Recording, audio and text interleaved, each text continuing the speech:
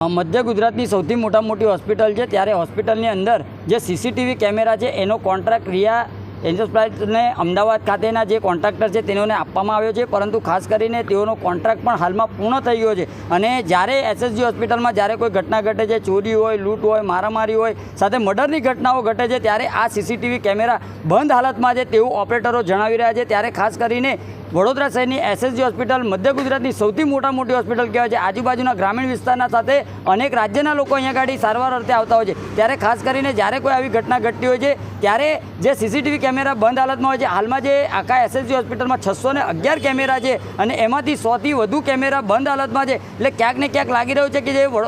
નાગરિકોની સુરક્ષાને ધ્યાનમાં લેવામાં આવતી નથી। ત્યારે અમારી ખાસ માંગણી સુપ્રિન્ટેન્ડન્ટ પાસે એ જ છે કે જે સીસીટીવી કેમેરા માટેનો જે કોન્ટ્રાક્ટ આપવામાં આવ્યો છે, આ 36 લાખ રૂપિયા જેવી માતબર રકમનો કોન્ટ્રાક્ટ આપવામાં આવે છે અને એના મેન્ટેનન્સ પાછળ 24 લાખ રૂપિયા જેવો મોટો ખર્ચ બતાવવામાં આવે છે। એટલે ક્યાંક ને ક્યાંક લાગી રહ્યું છે કે કેમેરા પાછળ જે મસ્ત મોટા પાયે ભ્રષ્ટાચાર થતો હોય છે અને કોન્ટ્રાક્ટરને ક્યાંક ને ક્યાંક રીતે ફાયદો કરવાનો આ એક ષડયંત્ર હોય એવું પણ લાગી રહ્યું છે। ત્યારે અમારી ખાસ માંગણીના લાગણી એક જ છે કે એસએસજી હોસ્પિટલ જ્યારે આટલી મોટી હોસ્પિટલ હોય તો જાતે પોતે સંચાલન કરે આ સીસીટીવી કેમેરાનું, અને 2 ઓપરેટર રાખ્યા છે, એ 2 ઓપરેટરની જગ્યાએ હું તો કહું છું 10 ઓપરેટર રાખી અને આ સીસીટીવી કેમેરા કાર્યરત કરવામાં આવે, જેથી કરીને એસએસજી હોસ્પિટલમાં જ્યારે અવારનવાર આવી ઘટનાઓ ઘટતી હોય છે ત્યારે આ પોલીસ મિત્રો હોય, સાથે સાથે તમામ લોકોને આ ફૂટેજ ખૂબ જ ઉપયોગી સાબિત થતા હોય છે। એટલે અમારી માંગણીને અમારી લાગણી એક જ છે કે વહેલામાં વહેલી તકે આ કોન્ટ્રાક્ટરને બ્લેકલિસ્ટ કરી અને જાતે સંચાલન કરવામાં આવે તેવી માંગ સાથે આજે રજૂઆત કરવા માટે આવે।